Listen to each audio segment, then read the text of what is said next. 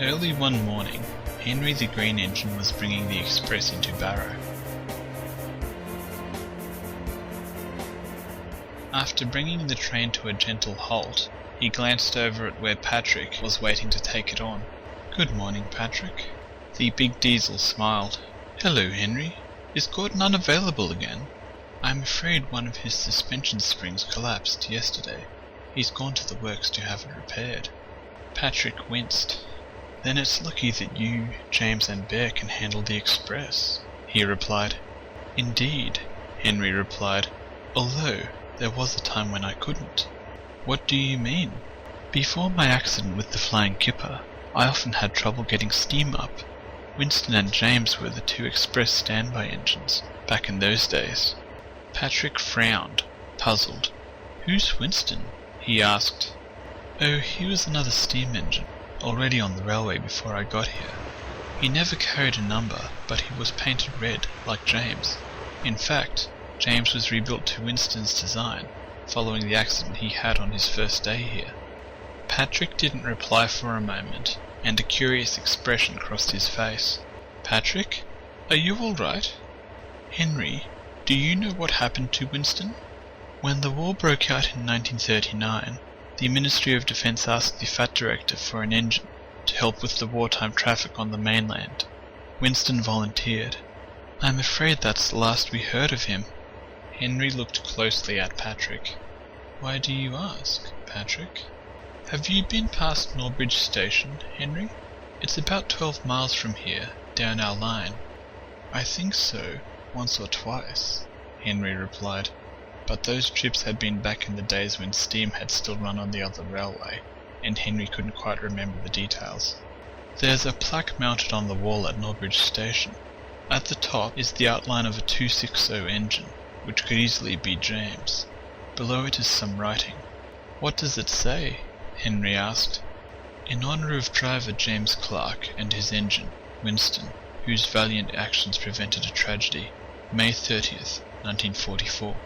Henry gasped.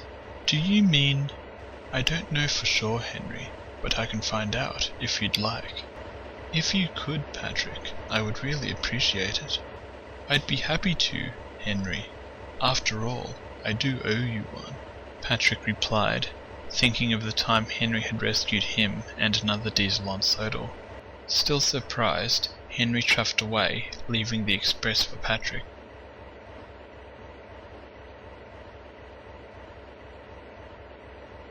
Henry didn't hear any more about Winston for a couple of nights. Then, one evening, he returned to the sheds to find Thomas and Edward in Diesel and Bear's usual spots. "Hello, what brings you two here?" Henry asked.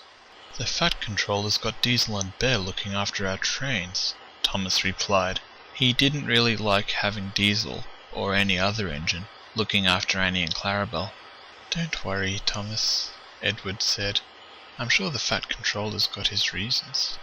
"Well, we're about to find out what they are," Gordon said, as he spotted the Fat Controller's car pulling up next to the shed.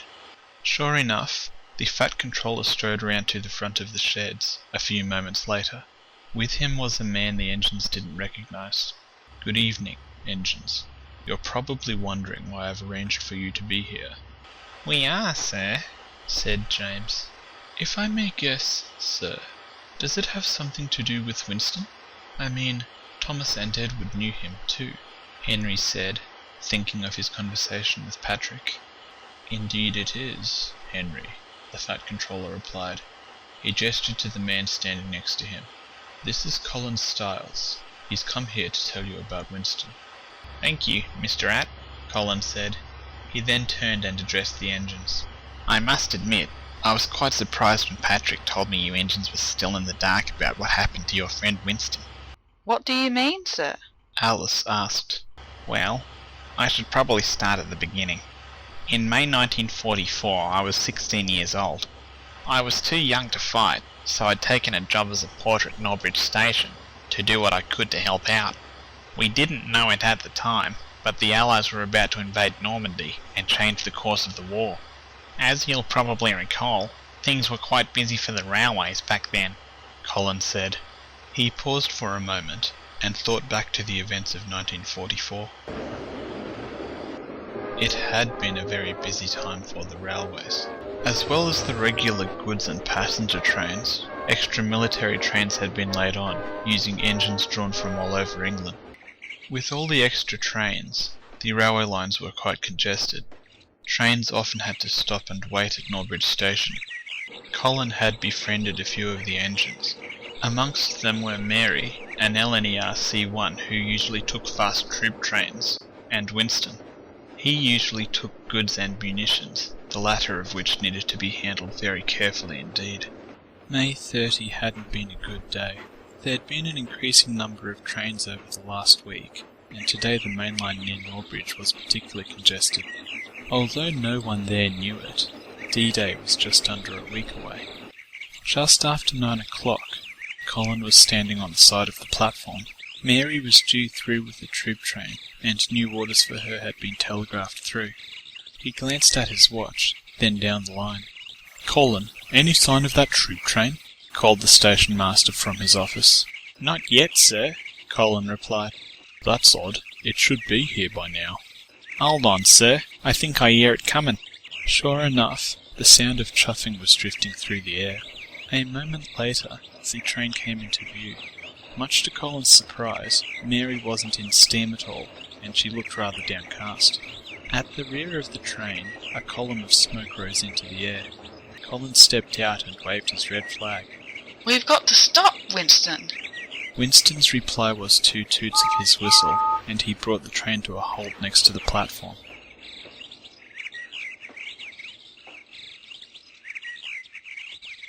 Colin handed the telegram up to Mary's driver, then came up to her. "Are you all right, Mary?" he asked. "I'm afraid my injectors failed." She replied sadly. "Winston was behind me with an ammunition train, and he offered to help." "Well, we couldn't let the troops be delayed," he said. "Not if we're going to win this war. Colin, could I have a word?" Colin quickly dashed down to the other end of the train. "There's a shed 2 stations down the line. Can you let Control know to have an engine waiting there? I'll back up and collect my train once I've got this lot there." "I'll let Control know," Colin replied. "You should be clear to go." "Thank you," Winston replied. He whistled again, and the train set off.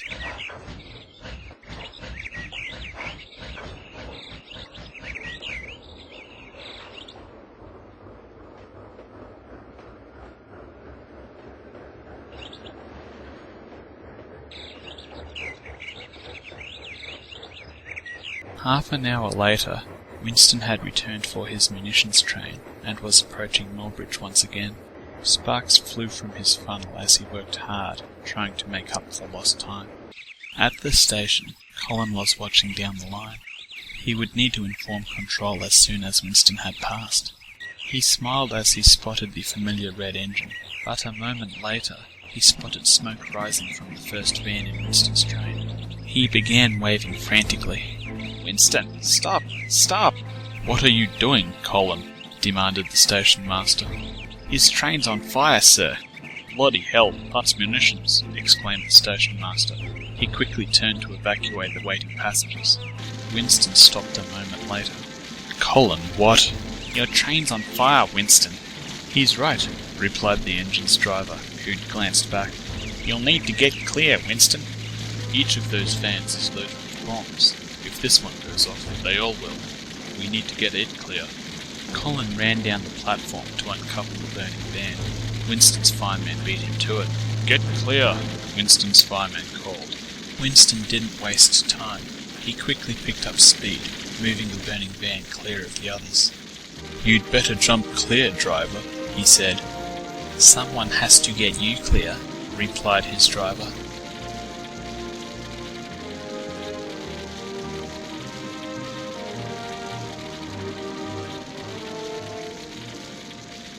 At the station, Colin had just helped Winston's fireman up.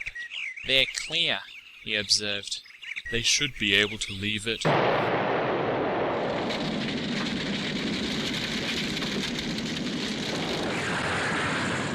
"The explosion left a large crater in the ground, and not much else. But if Winston and his driver hadn't got that van away from the rest, the resulting blast would have destroyed the town, Colin finished. A respectful silence fell over the sheds. Winston, Thomas said, at a loss for words. He was a real hero, Henry said. The other engines could only agree.